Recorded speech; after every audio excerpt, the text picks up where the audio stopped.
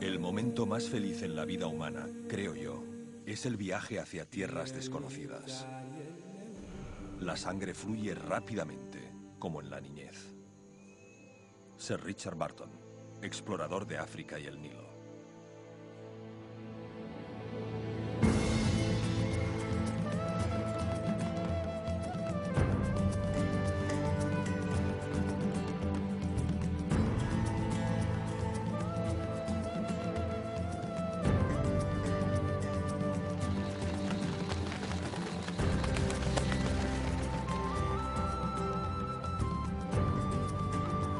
Mucho antes de que existiera un mapa del corazón de África, los exploradores sentían una atracción irresistible por este mundo secreto.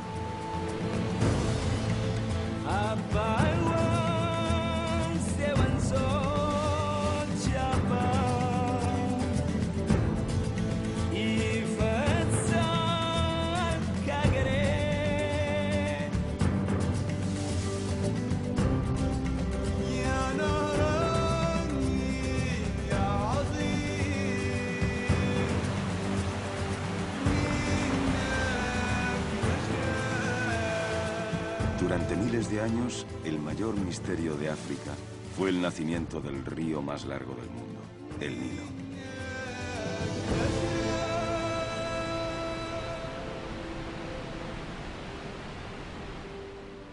El Nilo es único entre los ríos del mundo.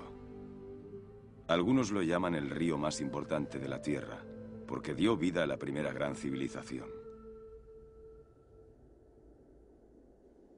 Para un geólogo como yo, este desierto es tierra fértil. Sin embargo, a tan solo 1,5 kilómetros del río, no se encuentra ni una sola planta viva. Pero 8000 años atrás, los agricultores desviaron agua del Nilo para regar sus cultivos e hicieron que el desierto floreciera. Sin el Nilo, no hubieran existido jamás grandes pirámides, ni una civilización avanzada, con todas sus innovaciones en lenguaje, arte y astronomía. Cada verano, el nivel del Nilo crecía varios metros, sin que hubiera caído ni una sola gota de lluvia sobre Egipto. Los antiguos egipcios construyeron estructuras para medir las crecidas con precisión. En algunas ocasiones, a lo largo de la historia y de forma misteriosa, el río dejó de crecer, sembrando hambre y destrucción por todo Egipto. Cada año, los agricultores observaban el río y se preguntaban, ¿de dónde proviene el agua del Nilo? Este era el primer gran misterio.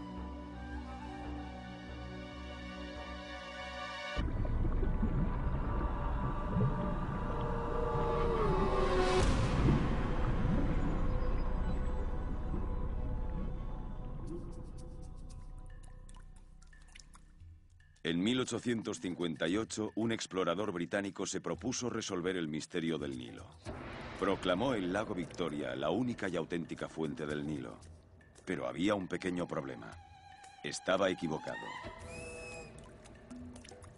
El lago Victoria aporta tan solo una fracción de las aguas del Nilo.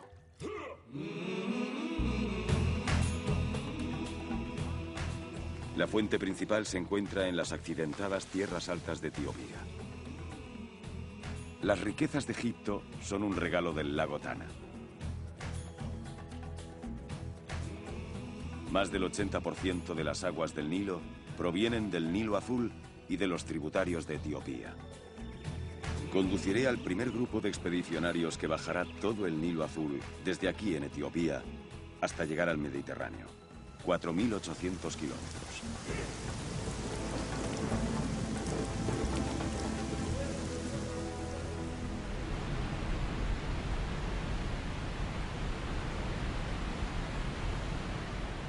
He traído a mi equipo al lago Tana para empezar una expedición única en la vida.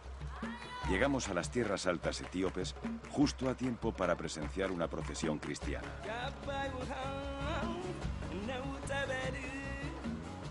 Es la primera vez que vengo a Etiopía y confío en Pasquale como nuestro líder del grupo.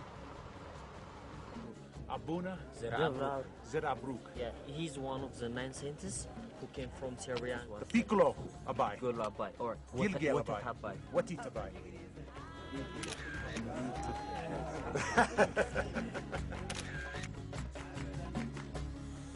Pasquale ha encabezado expediciones al Everest y ha navegado por muchos de los ríos más bravos del mundo. Sabe muy bien lo que hace.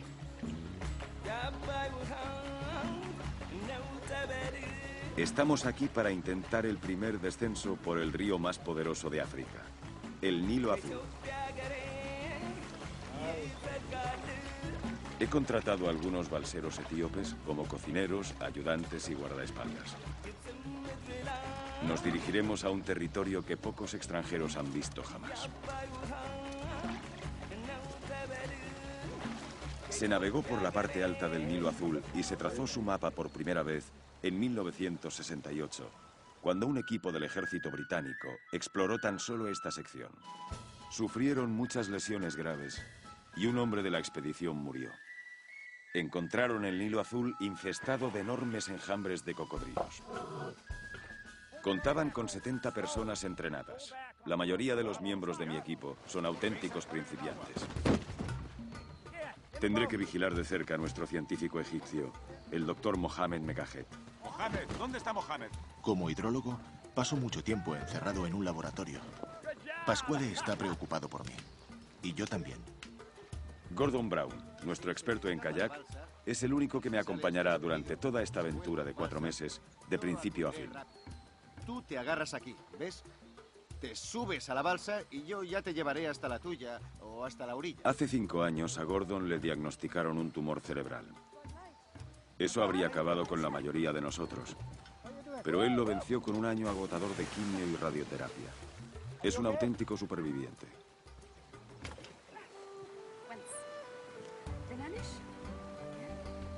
Saskia Lange, una periodista de España, está escribiendo un artículo sobre las religiones que existen a lo largo del río. Ya que el río pasa por zonas remotas, podré encontrar a gente que jamás hubiera podido conocer de otra manera.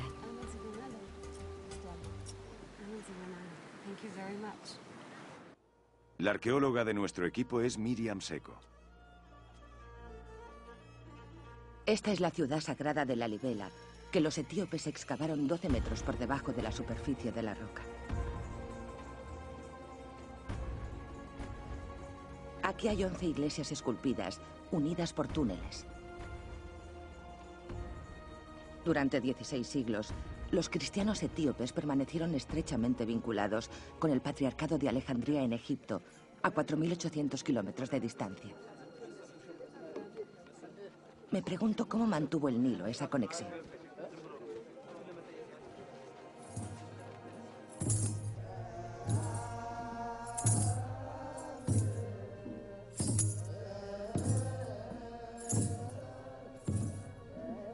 La leyenda dice que estas iglesias de piedra ocultan el Arca de la Alianza, el arca perdida que buscaba Indiana Jones. El arca contiene las tablas grabadas con los 10 mandamientos que Dios entregó a Moisés. ¿Está realmente aquí?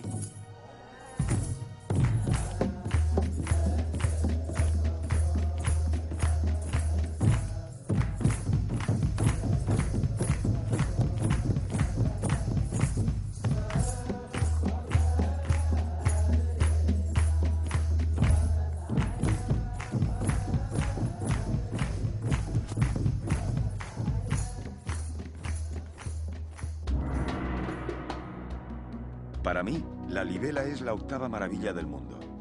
Y si no lo es, debería serlo.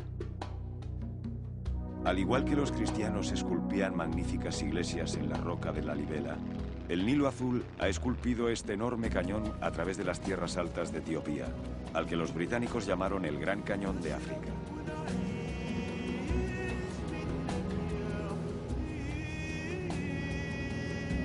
Este reconocimiento ayuda mucho, pero engaña.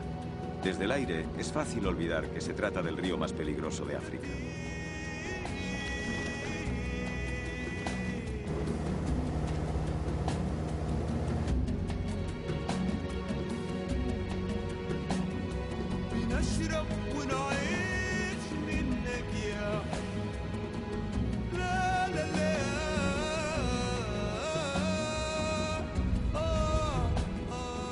El reconocimiento aéreo confirmó que las aguas habían crecido a un buen nivel. Era el momento de iniciar la expedición. Es probable que Gordon y yo debamos estar en el río durante 4 largos meses. Esto es Bajardar y repito, este es el lago Tana. Aquí es donde nos concentraremos. Y allí estaba yo, encabezando el grupo más inexperto que haya subido a una balsa. Mantener a todo el equipo con vida es mi más ardua responsabilidad. Y finalmente a las cataratas de Tisisat. Pasaremos por este cañón, que tiene muchos rápidos de clase 5 y clase 6. Antes de partir, Mohammed tenía que cumplir una promesa. Mi abuelo es agricultor en Egipto. Toda el agua que necesita proviene del Nilo. Le prometí que iría a la fuente del Nilo y recogería muestras del agua sagrada. Los etíopes aman el Nilo, al igual que nosotros en Egipto.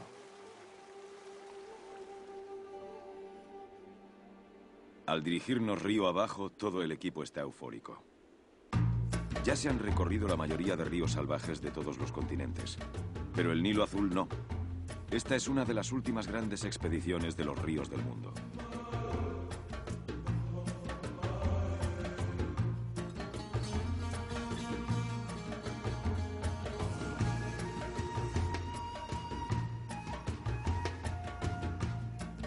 Nadie ha conseguido nunca bajar por este río desde su origen hasta el mar.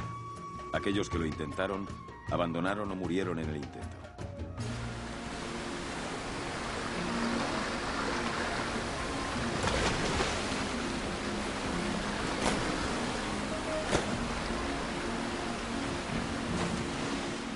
Como geólogo, estos flujos de lava me fascinan.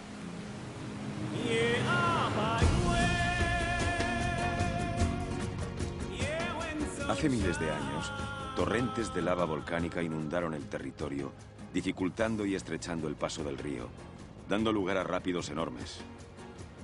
Las rocas volcánicas están afiladas como cuchillas, y nuestras balsas son de fibra.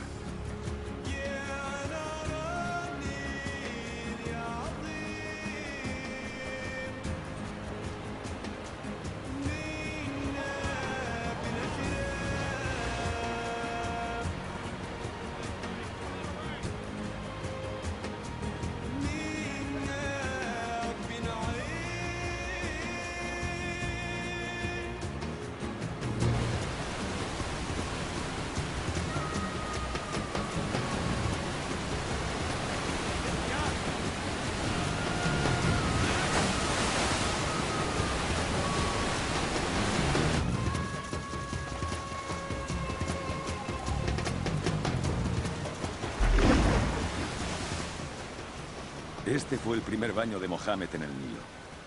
Yo le vigilé de cerca. Hay una línea muy fina entre unos rápidos emocionantes y otros mortales. Las balsas pesan mucho y cuando el río es demasiado peligroso, enviamos una de vacío y cargamos con el resto del equipo.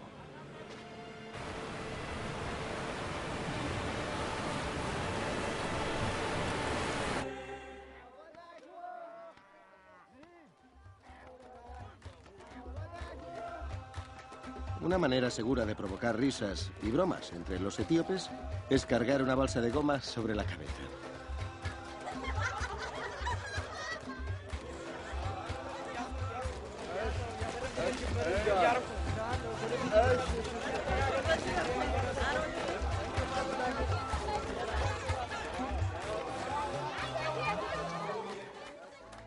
Hace tiempo, estas tierras altas estaban cubiertas de un denso bosque.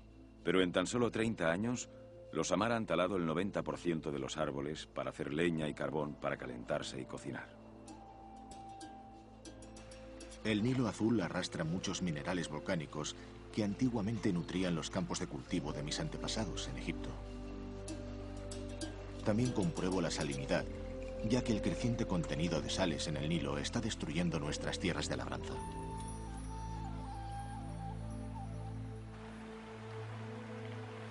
El río se acelera más y más, pero ninguno de nosotros entenderá la magnitud de este río hasta que nos encontremos con uno de los panoramas más magníficos de África, las cataratas Tisisat.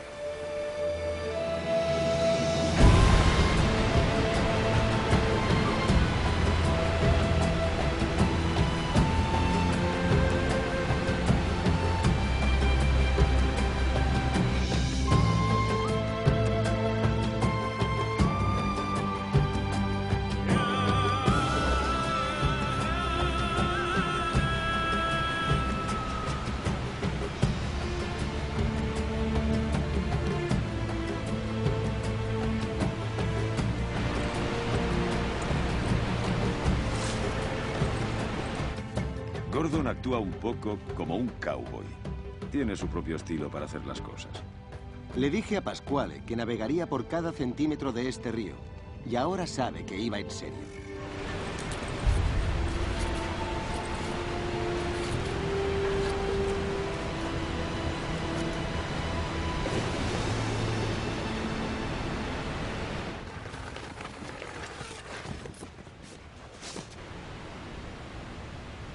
Ha llegado el momento de ver cómo aguanta la presión Mohamed.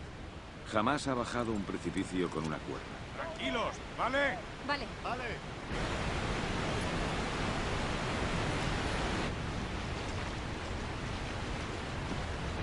Muy bien. Vas muy bien, Mohamed. Tú sigue. Tuve que presionar a Mohamed para acabar pronto. Cuanto menos tiempo tuviera para pensárselo, mucho mejor. Un poco más. Un poco más. Vamos, Mohamed. Un poco más. Vamos. Un poco más. Vale. Saskia se cansó de esperar a Mohamed para descender, así que dejé que se adelantara.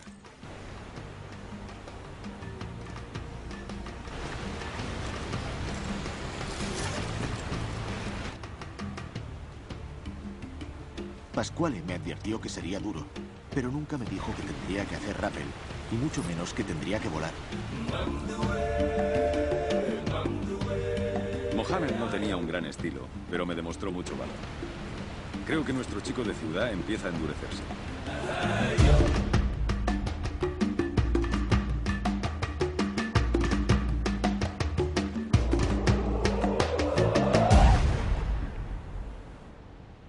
No he venido desde tan lejos solo para recoger muestras de agua del Nilo. Estoy aquí principalmente para intentar conocer su auténtica naturaleza, pero también estoy aprendiendo cosas de mí mismo. Me sorprende lo que soy capaz de hacer.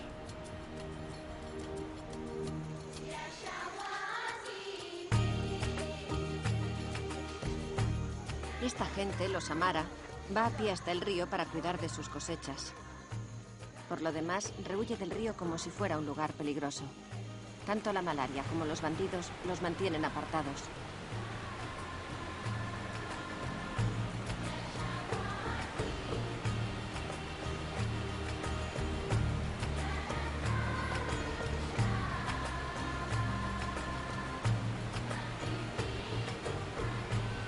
El miembro más atrevido del equipo es Michel L'Huillier, de Chile, el fotógrafo del equipo.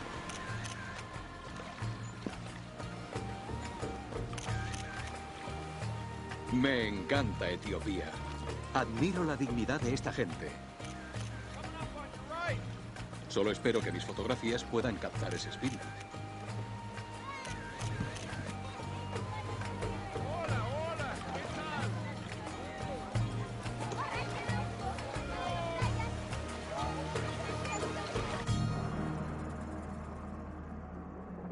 No es de extrañar que el cristianismo sobreviviera aquí. Las montañas, la rudeza del paisaje, mantenían alejados a los invasores. Esta no es una tierra amable, precisamente. Admiro a los depredadores, salvo cuando están pensando en merendarme. Los cocodrilos más peligrosos del mundo son los del Nilo. Nadan a 19 kilómetros por hora y se tragan a más gente en África que todos los demás animales africanos juntos. Íbamos flotando río abajo y allí en la orilla estaba ese enorme cocodrilo de más de 4 metros. Bajó de la orilla. Era realmente agresivo y se fue directamente a por Gordon. Apareció su cuerpo fuera del agua y seguía avanzando hacia mí. Así que levanté mi remo y le di en la cabeza. Se zambulló por debajo de mi balsa, golpeándola. Pensé que iba a volcar. Al abrir el cocodrilo sus enormes fauces, temí que agarrara su brazo, lo retorciera y se llevara a Gordon hacia el fondo. Si eso hubiera ocurrido, estaría muerto. No había manera de que Gordon saliera de allí antes de que le atacara otro cocodrilo. Por la noche, al acampar junto al río, comprobamos que no hubiesen cocodrilos alrededor antes de ir a dormir. Jamás tuve que hacer esto en el Cairo. Take all the water you can hold in your hands and let it go. Just let it go. No son rocas, Saskia, son hipopótamos. Take all the answers that you think you understand and let it go. Pasquale nos advirtió que un solo hipopótamo podía volcar una barca. Pero eso no evitó que los viéramos más de cerca.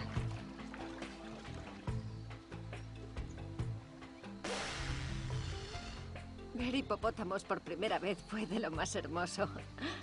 Había 8 alrededor de la balsa, con las orejas así. Don't ever worry what you're heading for. The river always knows the way. We'll be forever drifting in between tomorrow and yesterday.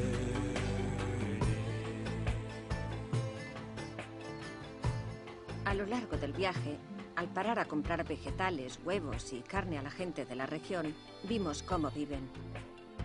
Hay más de 100 grupos étnicos distintos en Etiopía, muchos de ellos aislados entre sí por este territorio tan abrupto. Si pudiera, me la llevaría a casa.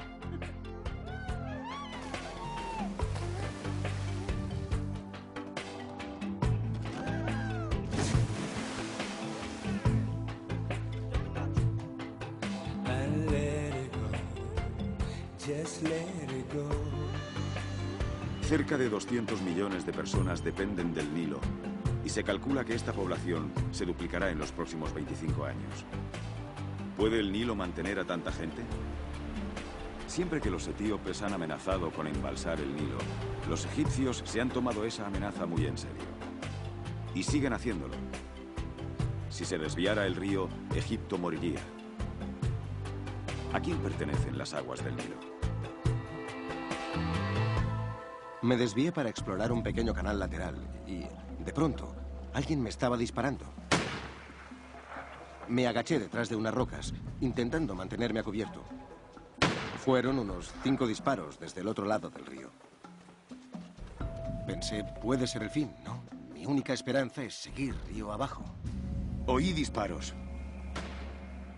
En estos cañones remotos, los bandidos locales llamados Shifta asaltaron expediciones anteriores y asesinaron a 4 de sus miembros.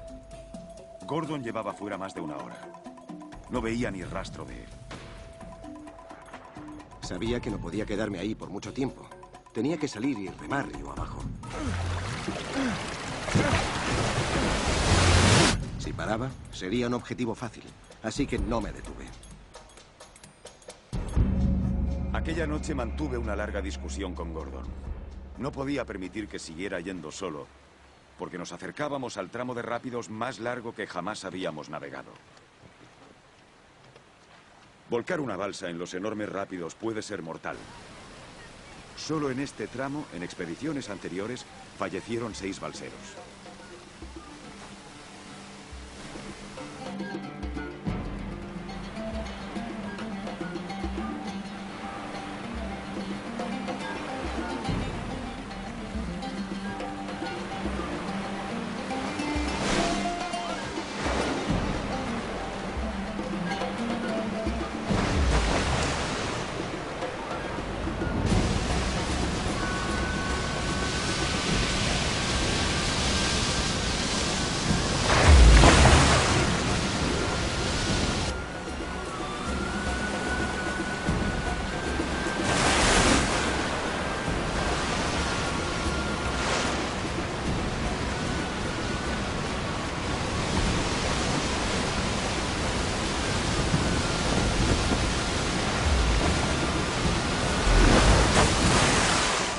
Aquel día, Michel dirigió su balsa hacia la que fue mi peor pesadilla.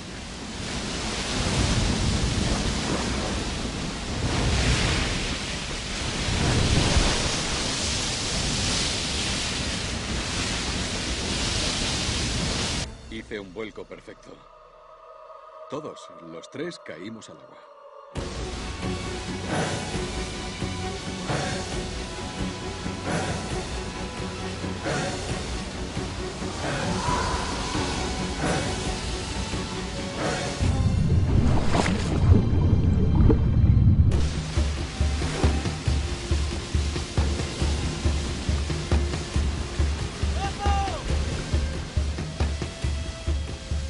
Oí a alguien gritar oso, que significa cocodrilo.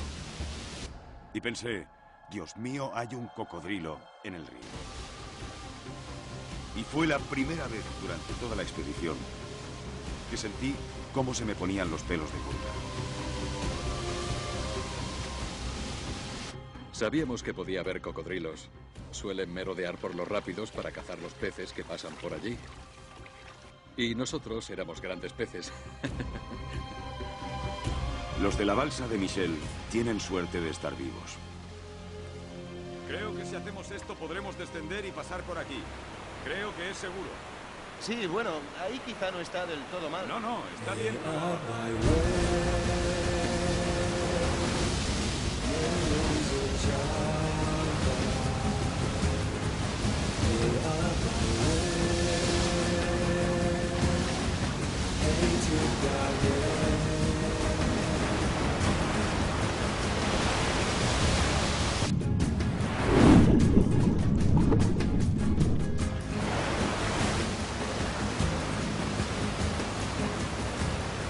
¿Estás bien? Cambio. Sí, hay que ir con cuidado. Cambio. Recibido. ¿Crees que podremos pasar por ahí? Cambio.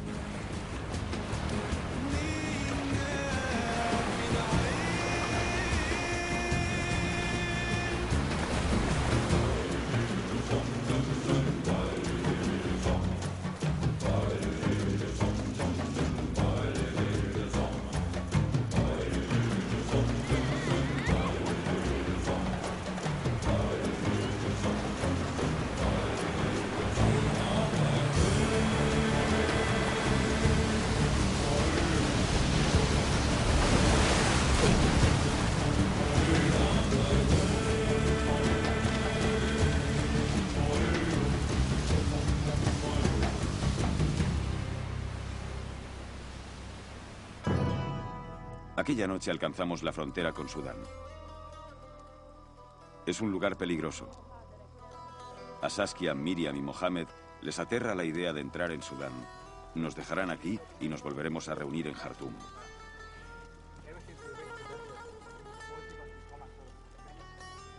Después de cruzar la frontera, Gordon y yo empezamos a explorar. Sudán es el país más misterioso del Nilo, ya que está rodeado de secretos que se esconden detrás del velo del Islam. Sabemos que Osama Bin Laden se escondió un tiempo en este país, pero hay muchas más cosas que ignoramos. Al encontrarnos con un mercado de camellos, al principio nos sentimos un poco recelosos, pero decidimos participar.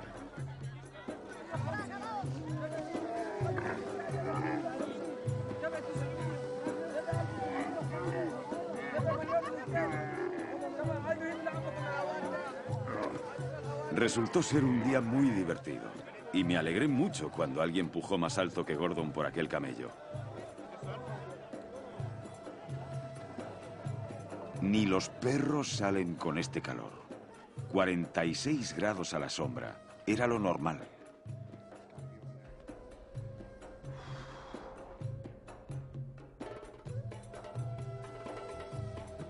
Aquí en Jartum, la capital de Sudán, ambos ríos convergen. El Nilo Blanco llega por la derecha, por debajo del puente, para juntarse con nuestro mucho mayor Nilo Azul.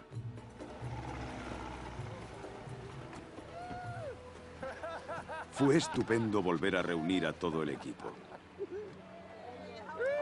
A nuestra llegada seguía habiendo conflictos y violencia en varias zonas de Sudán. Aún así, no encontramos ni un solo extremista militante. Estábamos rodeados por musulmanes felices y de buen corazón, que nos daban la más cálida bienvenida allí donde íbamos. A todos les asombraba nuestra aventura por el Nilo.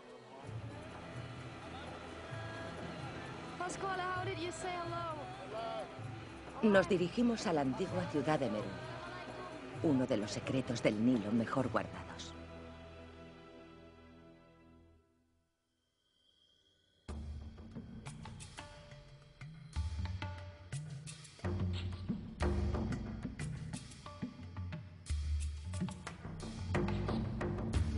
ليا فيك شجون وامنيات واحلام واغنيات ولحوم في الصبا وغرام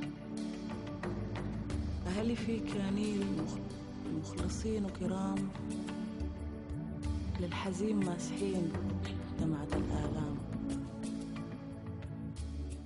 En el remoto desierto de Sudán, el Nilo discurre muy cerca de unas antiguas ruinas abandonadas que pocos extranjeros han visitado.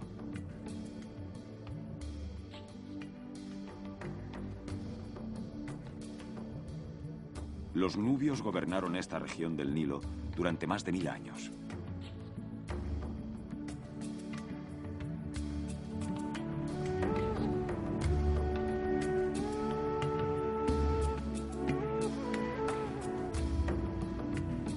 Mucho tiempo atrás, estas pirámides de Meroe habían estado rodeadas de bosques, pero hará unos 1600 años, cuando los nubios talaron los árboles de la región, provocaron la sequía y el avance del desierto, acelerando así su propia ruina.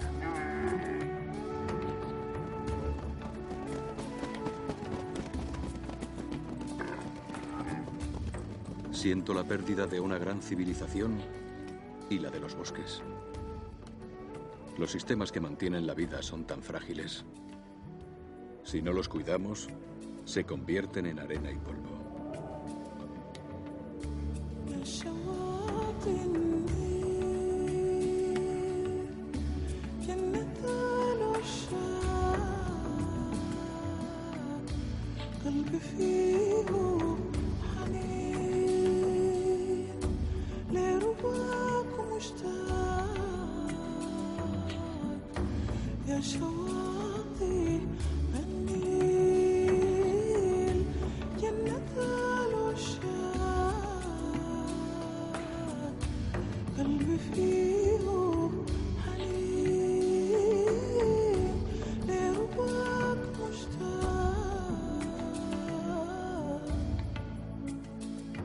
Aquí, a orillas del Nilo, descubrimos los rastros de una dinastía antigua, medio enterrada en la arena y la oscuridad. ¿Por qué siguen siendo tan desconocidos los llamados faraones negros de Nubia y sus gestas? Para muchos, este episodio de la historia del Nilo sigue siendo un misterio.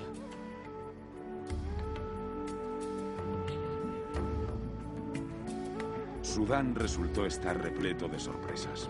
La amabilidad de su gente y la belleza de este reino perdido, el reino de Kush.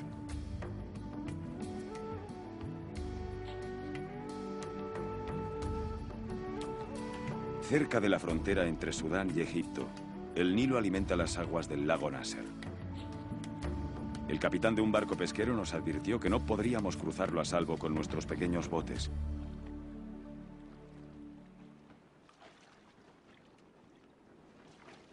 Para recuperar el tiempo perdido, decidí que Gordon y yo debíamos avanzarnos y seguir cruzando el lago Nasser de noche.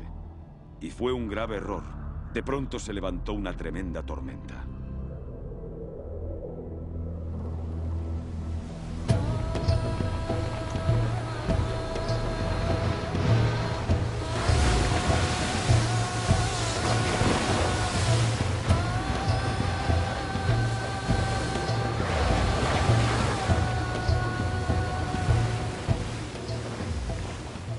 Había rachas de viento de hasta 100 kilómetros por hora. El agua nos congelaba hasta los huesos. Estábamos a 16 kilómetros de la orilla. Si caíamos por la borda empujados por una ola, no habría manera de encontrarnos y moriríamos de hipotermia.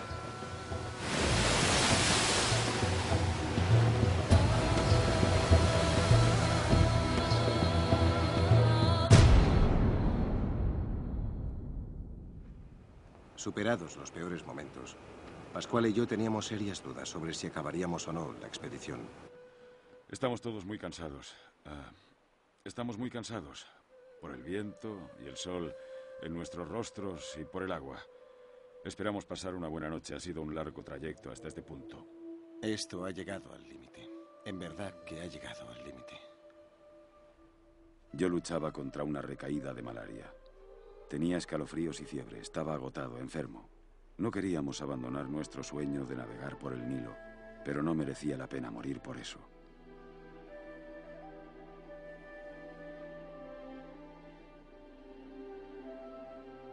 Pero al día siguiente me resucitó el sueño de un gran faraón y una extraordinaria historia de supervivencia.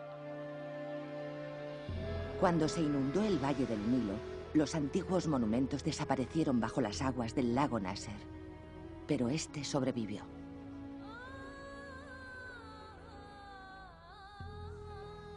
En el año 1260 a.C., el gran faraón Ramsés II hizo construir este templo a orillas del Nilo.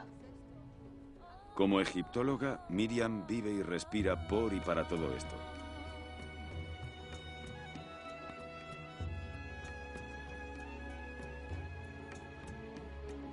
Hace unos 40 años, cuando la presa del lago Nasser hizo subir el nivel de las aguas, este templo estuvo a punto de quedar sumergido. Para salvarlo, los obreros lo desmontaron bloque a bloque y lo transportaron a un lugar más elevado.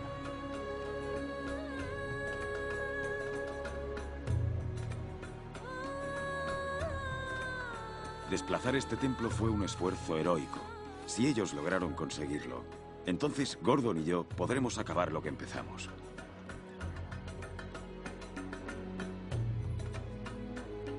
Los antiguos egipcios estudiaban las estrellas y utilizaron esos conocimientos para crear el primer calendario preciso de la historia con 365 días al año. El templo fue alineado perfectamente con el sol. Cierto día, la luz del sol penetra en el interior del templo para iluminar las estatuas reales. Cómo lo lograron exactamente sigue siendo un misterio para mí.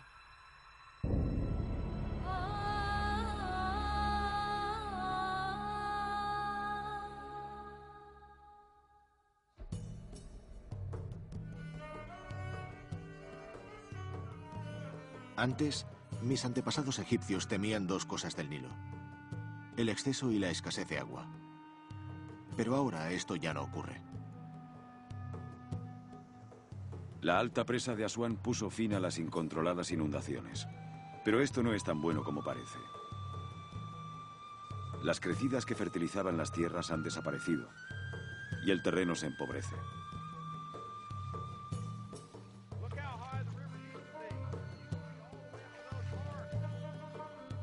Sin las inundaciones, ya no hay necesidad de estos nilómetros, los marcadores que utilizaban los faraones para seguir la trayectoria de las crecidas anuales del Nilo.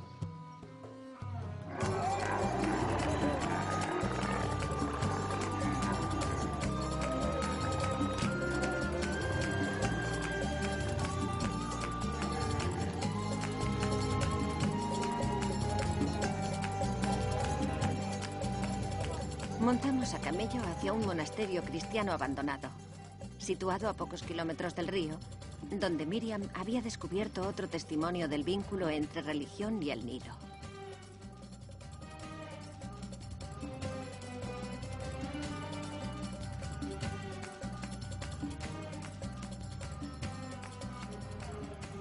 Los monjes y sacerdotes cristianos de monasterios egipcios como este siempre mantuvieron vínculos con Etiopía.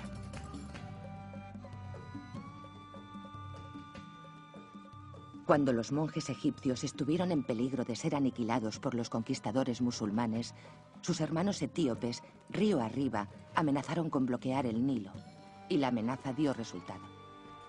Es así como el cristianismo sobrevivió aquí durante tanto tiempo. Este monasterio nos recuerda cómo el Nilo ha forjado cada faceta de la vida en toda su extensión. Miriam nos contó que gracias al río los faraones se sentían bendecidos por la naturaleza y por Dios. El Nilo era la ruta comercial perfecta. Los vientos llevaban a los barcos de vela río arriba. Y la corriente del río los traía de vuelta.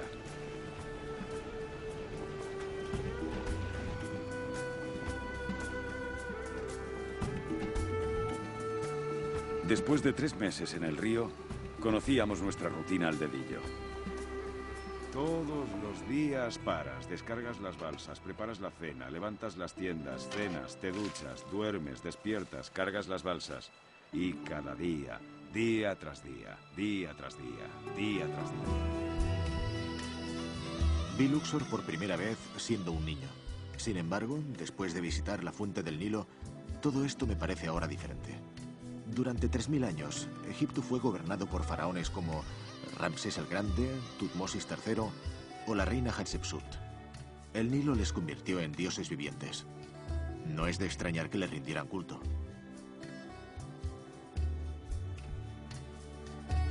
Miriam nos llevó al Valle de las Reinas, donde visitamos las famosas pinturas murales de la tumba de la reina Nefertari.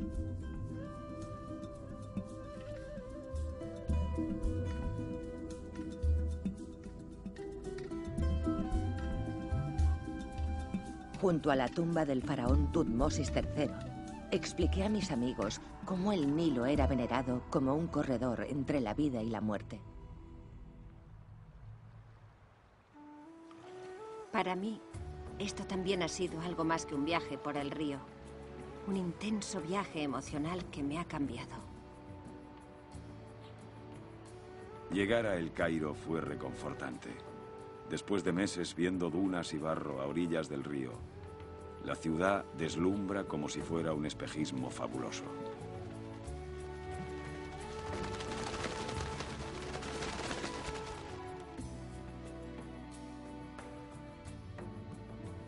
Con el Nilo como su fuente de poder, los faraones gobernaron durante 3000 años.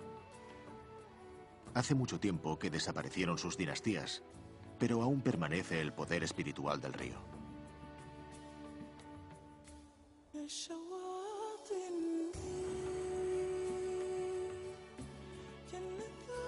Desde que superé un tumor cerebral, he pensado mucho en el lado espiritual de la vida.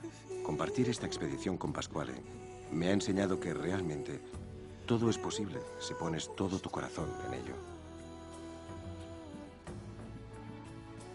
Después de 4 largos meses y 4.800 kilómetros, al fin alcanzamos el Mediterráneo. No me lo podía creer. Éramos los primeros en navegar por todo el Nilo Azul desde su nacimiento hasta el mar.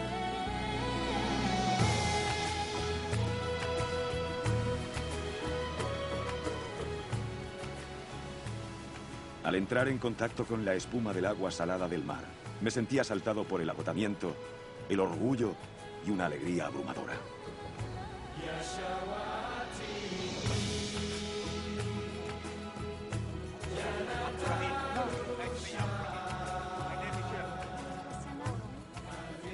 El río conecta a la gente por donde pasa. El collar de la suerte de una joven cristiana en Etiopía me brindó nuevos amigos a lo largo del Nilo. Mis mejores recuerdos son los encuentros cotidianos con la gente a lo largo del río.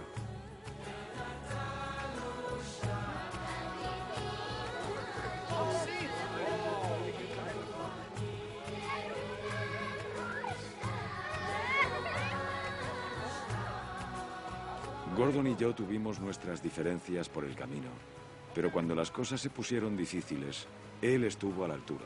Me salvó la vida más de una vez. Todos sentimos un respeto infinito por este río, y nos dimos cuenta de ello al pisar la playa de Alejandría, nuestro destino final.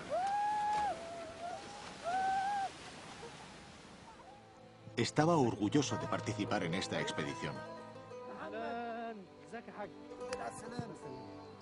Me fui enseguida a compartir esta experiencia con mi abuelo.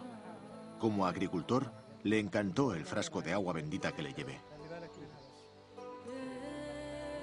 Una joven musulmana de Alejandría admiraba mi collar de Etiopía. Gente de diferentes culturas comparten el río, a veces en desacuerdo, pero mayormente en armonía. Nuestros amigos en Etiopía, Sudán y Egipto profesan religiones diferentes, si bien todos obtienen su sustento espiritual del río. El Nilo ha creado tanta riqueza y poder que muchos han intentado dominarlo. Pero el río ha desafiado incluso a los faraones más poderosos, porque es más grande que todos nosotros. El río es una poderosa fuerza que no puede dominarse. Nos pertenece a todos.